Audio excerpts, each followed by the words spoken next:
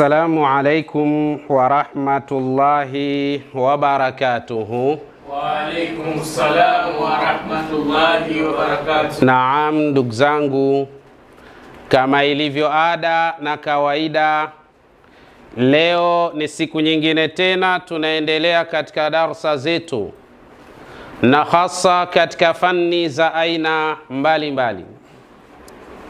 Na leo tunaendelea katika fani ya balagha, na hasa katika ilmu albayan.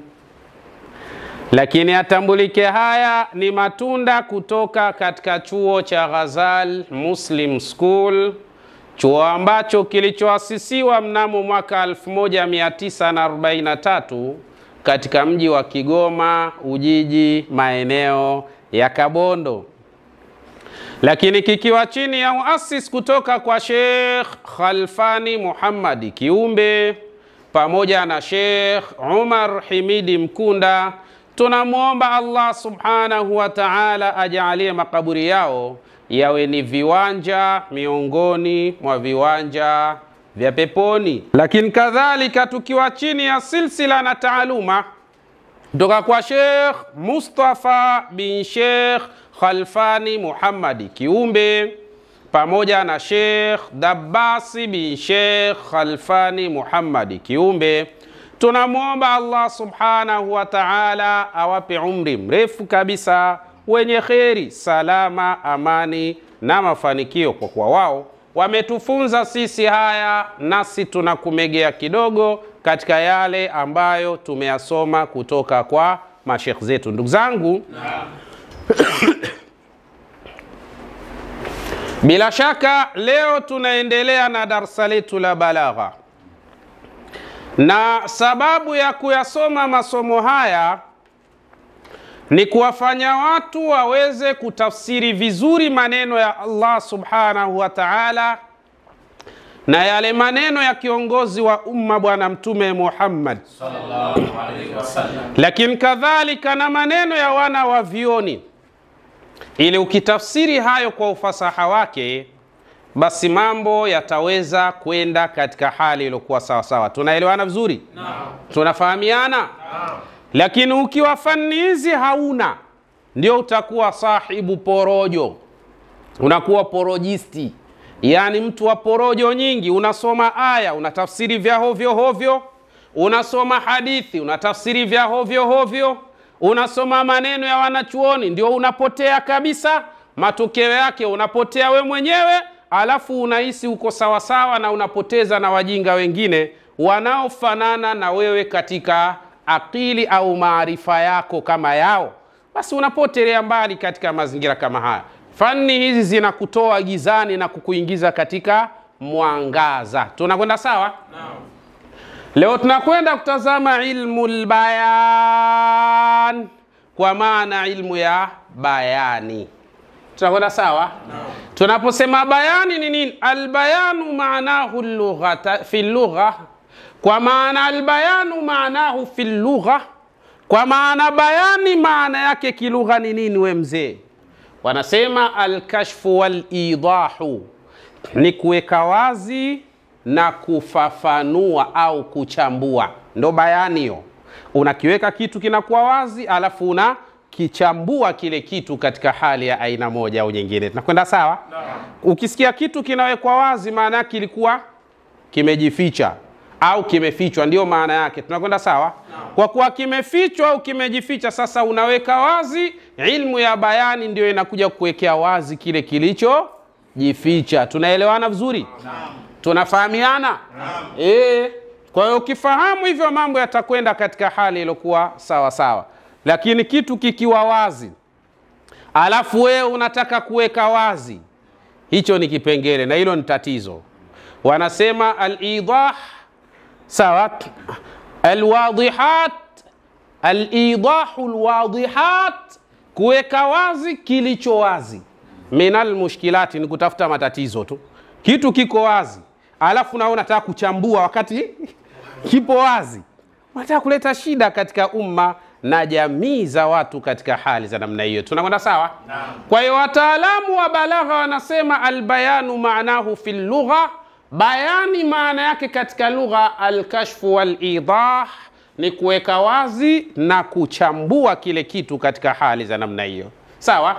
Wa fi istilahi, lakini ukisikia neno bayani katika istilahi, kwa maana katika istilahi ya watu wa balagha, kwa maana fi istilahi al-bulagha, katika istilahi ya watu wa balagha, wao wanasema nini? Ukisema bayani wanasema usulun wa qawaid, ni misingi na kanuni. Tunaona sawa? Ukisikia neno albayanu kwa watu wa balagha wanakusudia nini? Misingi na kanuni katika istilah. Tunakwenda sawa? Kwa hiyo asipatikane mtu akasema albayan alafu anaanza kutoa mishipa ya shingo bila kujua hiyo bayani inazungumzwa hapo ni kwa fani gani. Kama kwa watu wa balagha wao wanasema usulun wa qawaid, ni misingi na kanuni. Lakini watu wa lugha wao wakisema bayani maana yake nini? Al-kashfu wal-idah, kuweka wazi na kuchambua. Khalas, habari imekwisha katika hali za namna hiyo. Tunaelewana vizuri? Sasa ndio maana kuna baadhi ya watu, mtu anaweza kusomea maneno katika fani fulani alafu anatafsiri kiovyo hovyo. Matokeo yake sasa anapandikiza yasiyokuwemo katika yaliyokusudiwa. Tunaona sawa? Lakini istilahi ya watu wa balagha ni usulun wa qawaid. Sawa? Tena kawaida ambazo yurafu biha, hutambulika kwa kanuni hizo na misingi hiyo, iradul maana alwahid, kwa maana kupatikana maana ya kitu hiki maana ya kitu iliyokuwa sawa sawa. Sawa?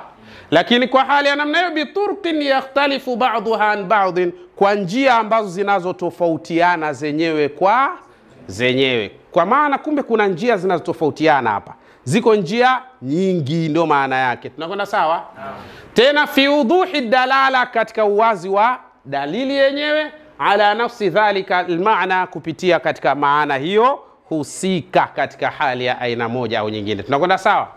Wala budda min itibari almutabaqati bimuqtada alhali daiman, hapana budi katika hayo maneno kuwe na sentesi ambayo inakwenda sambamba na hali namna zilivyo. Muqtada alhal, kutokana na muqtada wa nini? Wa hali namna ilivyo. Sentesi iende sambamba kutokana na muqtada wa hali namna ilivyo biidhnillah. Tunakwenda sawa? Tunafahamiana vizuri? Hiyo ndio bayani, ujue wewe mzee, ili mambo yaende katika hali ya aina kadha. Falmaana alwahid, ukisikia maana wahid maana yake maana ya pekee ni kama hivi: kakarami Saidin, kama uve useme yani ukarimu wa Saidi. Hii ni maana ya umoja tu. Ukarimu wa Saidi ni maana ya umoja tu. Sawa? Lakini kadhalika yudallu alayhi taratan biturqi tashbihi, inawezekana ikajulishwa kwa mara moja katika njia ya tashbihi. Tunakwenda sawa? Maana katika bayani inawezekana ukajua jambo kupitia tashbihi, kufananisha katika hali za namna hiyo. Bi an yuqala, kama vile mtu aseme hivi: Saadu ka hatamin, Saidi ni kama hatam. Saadun ka hatami, Saidi ni kama hatam tu. Sawa? Kwa hiyo hii inakuja katika njia ya hali ya namna hiyo. Wa maratan bitariqi almajaz, lakini mara nyingine inawezekana sentesi ikaja katika njia ya nini? Ya majaz. Sawa? Bi an yuqal, kama vile mtu seme raaitu bahran fi dari Saidi, nimeona bahari katika nyumba ya Saidi. Wapo umeelewa? Bahari inakaga nyumbani Ukhti Sabra, bahari inakaga nyumbani Raaitu bahran fi dari Saidi, nimeona bahari nyumbani kwa Saidi. Nani anaweza kunipa maana halisi hapa?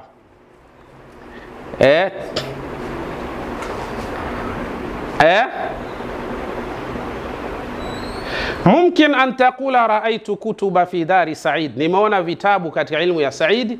Mumkin, inawezekana ukasema raaitu al-alima fi dari Said, nimemwona mwenye ilmu au mwana ilmu katika nyumba ya Said. Si ndio hivyo wanasema? Al-ilmu bahrun la nafadha limaihi, si ndio wanasema hivyo? Ilmu ni nini?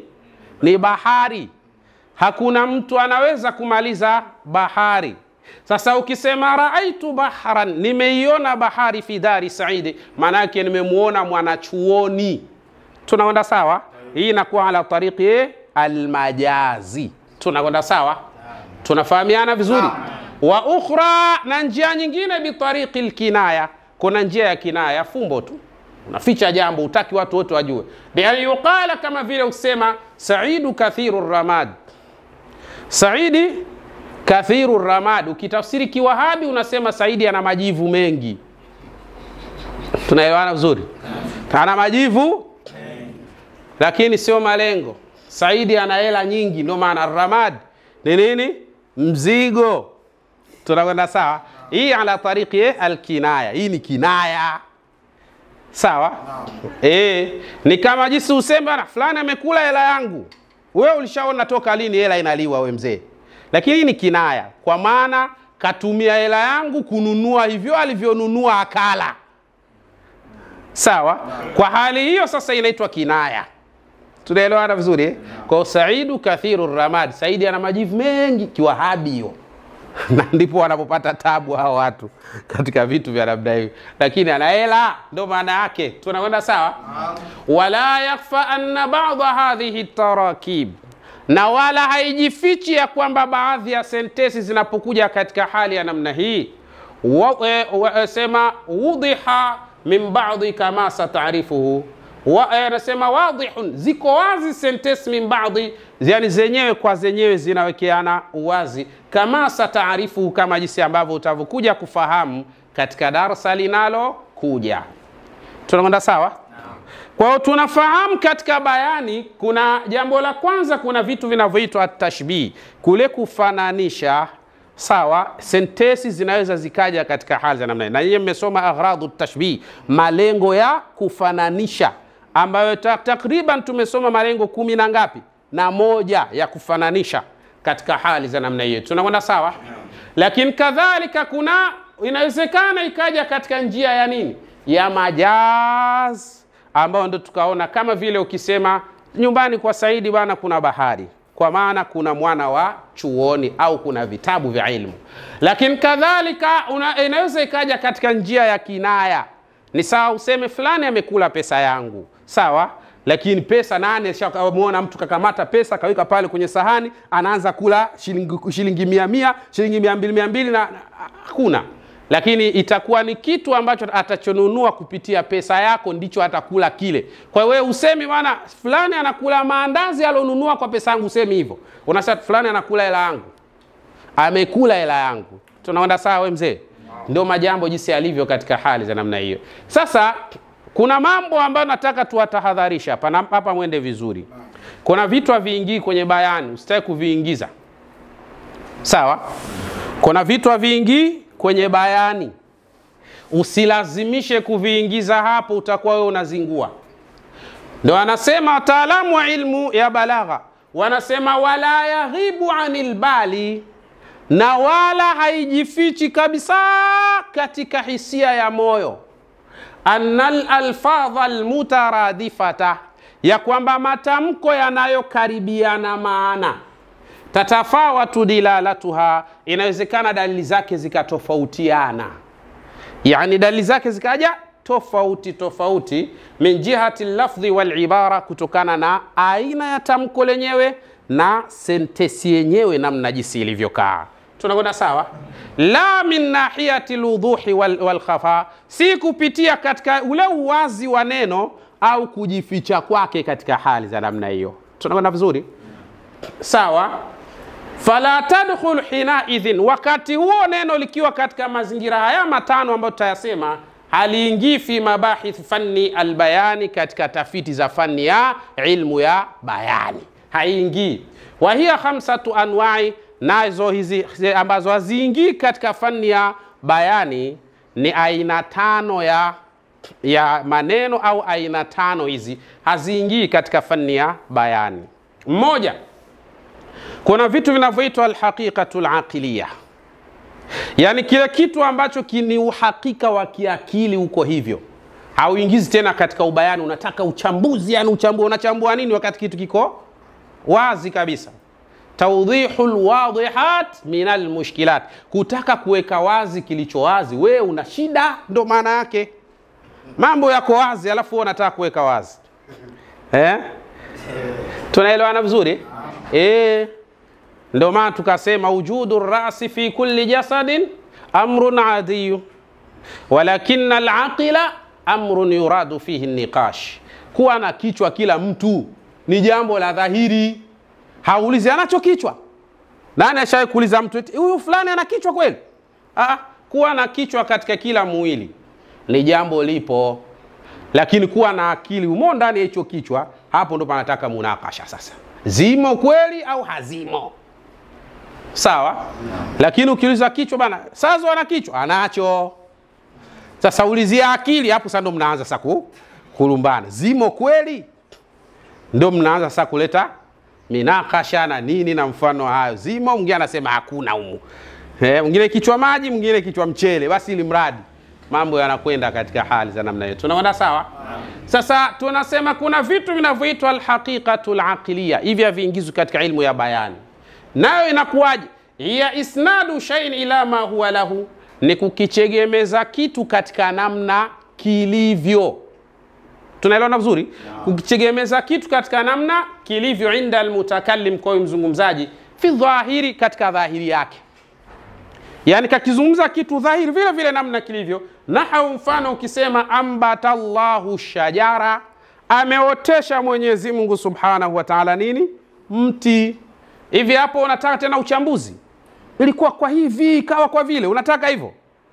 Ambatallahu shajara ni sentensi iko, kwa hiyo iko wazi, haitaki tena bayani kwamba wazi tafute kubainisha kwamba ni sentensi iko wazi, haitaji ziada katika hali za namna hiyo. Tunakwenda sawa?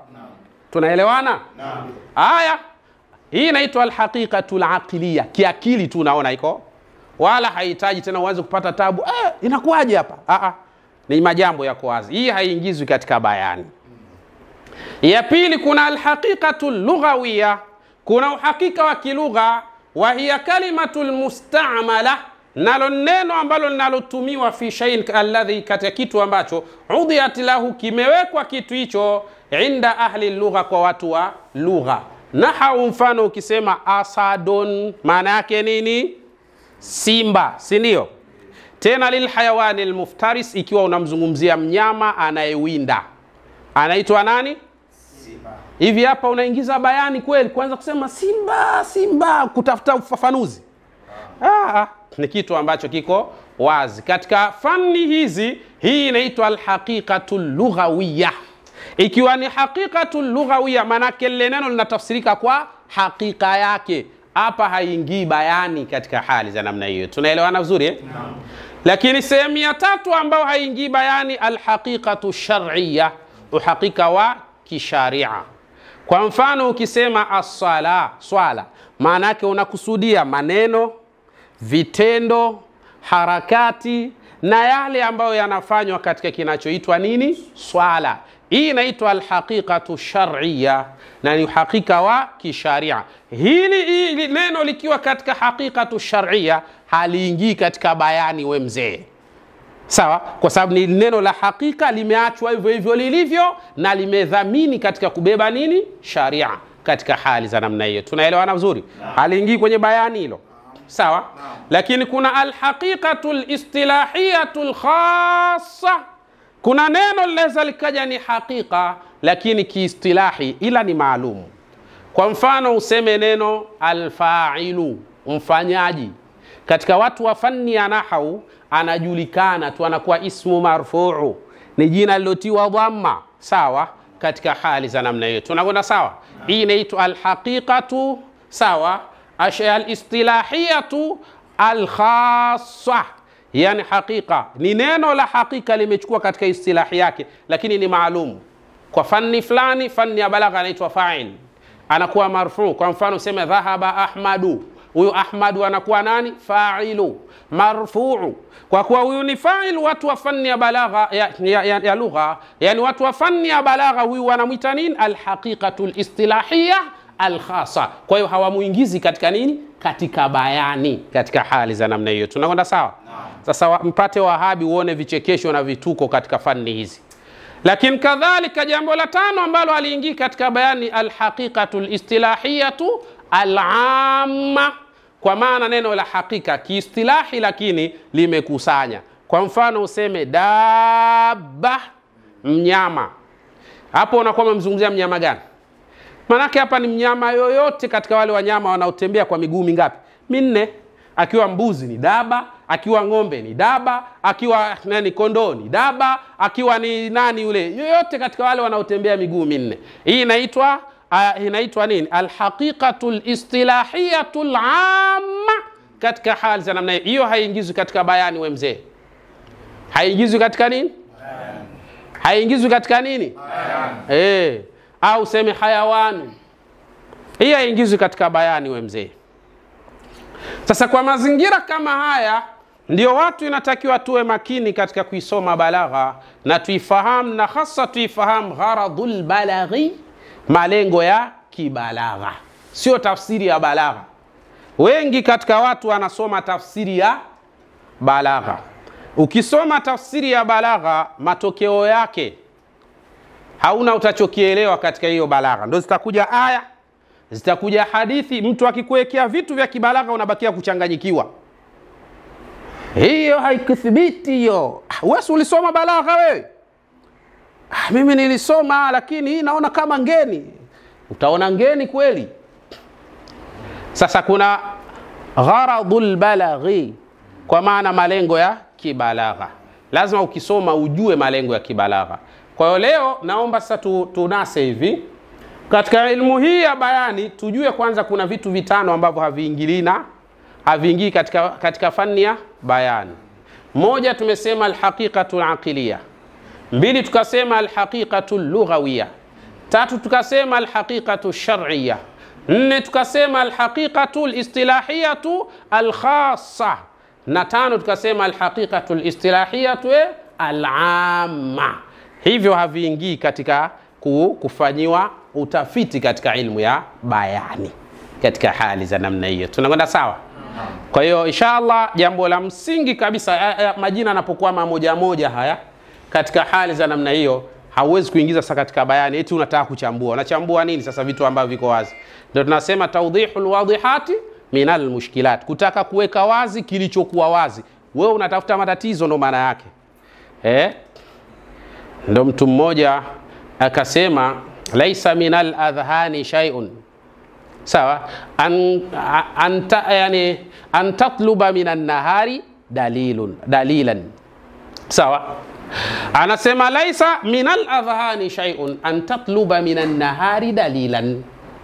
Sio akili kabisa kwamba unataka upewe dalili ya mchana na unakomaa kabisa, nataka uniambie dalili ya mchana. Huu ni mchana, umejuaje kama ni mchana? Unataka dalili. Ni akili sawa sawa hii? Laisa minal adhhani shay'un. Hakuna, yani katika akili kuna kosekana kitu pale ambapo unaposema nataka uniambie kwa nini huu ni mchana, dalili ya mchana. Basi ndio mawahabi walivyo. Ukisikia nataka dalili, yuko mchana huyo, alafu anataka dalili ya mchana.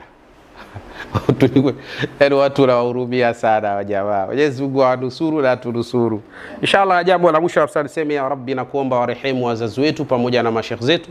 Ya Allah, haya tunayafanya Mola wetu ikiwa tunapata thawabu, ya Rabbi tunakuomba thawabu zetu wapelekea wazazi wetu pamoja na mashekhi zetu, kwa kuwa wao ndio chachu sisi kuyajua haya, kwa hurma na utukufu wako ya Allah ya Rabbal alamin. Assalamu alaikum wa rahmatullahi wa barakatuh. Wa alaikum salam wa rahmatullahi wa barakatuh. Na bila shaka lau mtapouona ujumbe huu mtakimbizana huku na kule kuhakikisha mnalifanya hili jambo ambalo bila shaka ni jambo bora kabisa kabisa. Allahumma, Mwenyezi Mungu tunakuomba kwa kila yule ambaye atakayefanikisha sisi kufanikiwa kupata vifaa hivi, ya Rabbi nayo mfanikishie katika yale anayoyatamani katika mazuri yaliyo katika nafsi yake, kwa hurma na utukufu wako. Ewe ndugu yangu tunahitaji laptop kutoka kwako. Ewe ndugu yangu tunahitaji desktop kutoka kwako. Ewe ndugu yangu tunahitaji kamera kutoka kwako. Ewe ndugu yangu tunahitaji stendi, mataa, ili ofisi yetu na kadhalika studio yetu iweze kuwa imara zaidi. Boreshaji ni nani? Ni wewe ndugu yangu, na bila shaka unaweza